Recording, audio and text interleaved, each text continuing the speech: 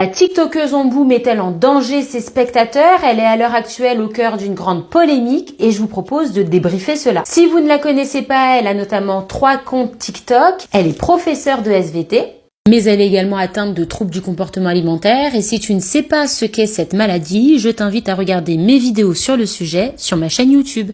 Alors moi je l'ai connue suite à sa vidéo qui a fait 35 millions de vues sortie le 15 octobre 2022 où on la voit notamment manger une grande quantité de frites mais surtout le plus impressionnant avec une grande quantité d'huile. Elle était clairement en pleine crise alimentaire et ils sont nombreux à la pointer du doigt en l'accusant de déclencher des troubles du comportement alimentaire chez certains, voire même de les aggraver. Alors avant de m'exprimer sur le sujet, j'ai essayé d'un peu mieux comprendre son profil. J'ai assisté à 2-3 de ses lives, dont un où elle était en plein cours de SVT et elle avait l'air ultra bienveillante envers ses élèves. Alors ça colle pas très bien avec l'image de quelqu'un qui en a rien à faire de la santé des autres. Elle n'a pas l'air malveillante. Je suis donc allée sous un de ses lives discuter avec elle dans les commentaires et elle m'a fait une réponse ultra détaillée. D'ailleurs, je vous invite à aller voir cette réponse détaillée sur son compte OnBoostiflore, donc cette vidéo-là, où elle explique notamment très bien qu'elle n'est pas responsable de ce que les autres décident de regarder. Et en ce sens, je suis plutôt d'accord. C'est-à-dire que si tu sais que tu as des pathologies, ou si tu sais que de voir ce genre de vidéo te met mal à l'aise, d'ailleurs que tu sois malade ou non, tu peux swiper, tu peux bloquer ou tu peux simplement décider de ne pas regarder.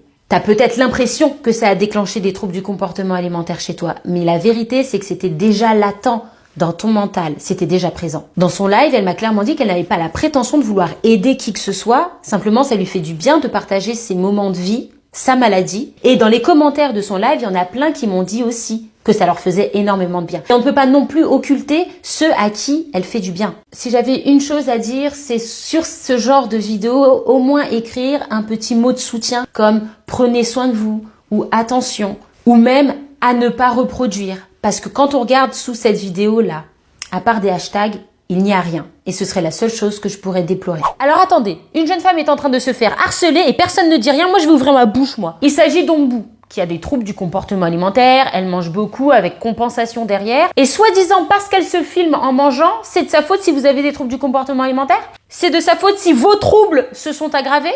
Ce que vous êtes en train de lui faire, c'est exactement ce que vous lui reprochez. Bah, je vais m'expliquer. Les TCA, c'est quoi? On se sent mal dans sa peau, on a de la dysmorphophobie, on a certainement vécu des choses dures dans sa vie dans le passé qui ont laissé des traces, des séquelles psychologiques. Mais surtout, c'est quoi? La culpabilité.